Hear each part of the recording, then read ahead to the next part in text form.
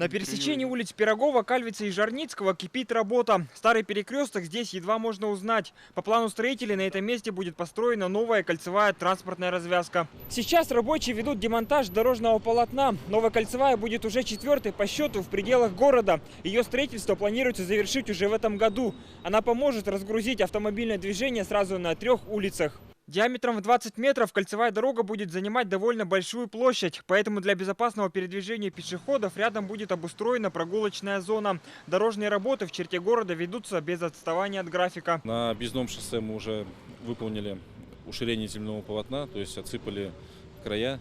Сейчас мы производим уже отсыпку щебнем, то есть готовимся под асфальт. По улице Ломоносова сейчас у нас там работают геодезисты.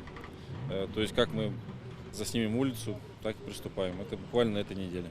По словам специалистов, в последнее время ремонтные службы демонстрируют рекордные показатели. В прошлом году общими усилиями было реконструировано порядка 15 километров дорожного покрытия. Этим летом были отремонтированы участки дорог на таких крупных улицах, как Петра Алексеева, Кулаковского и Кальвица. Согласно плана ремонта улично-дорожной сети города Якутска на 2017 год, у нас запланирован ремонт 11 объектов. Согласно графика производства работ, у нас работы должны завершиться в срок до 31 октября. Покрытие асфальтом улицы Черяева было временно приостановлено, но уже на этой неделе, если позволит погода, работы продолжатся. Сейчас здесь идет обустройство тротуаров и бордюров. Автомобильное движение будет открыто после завершения работ с асфальтовым полотном.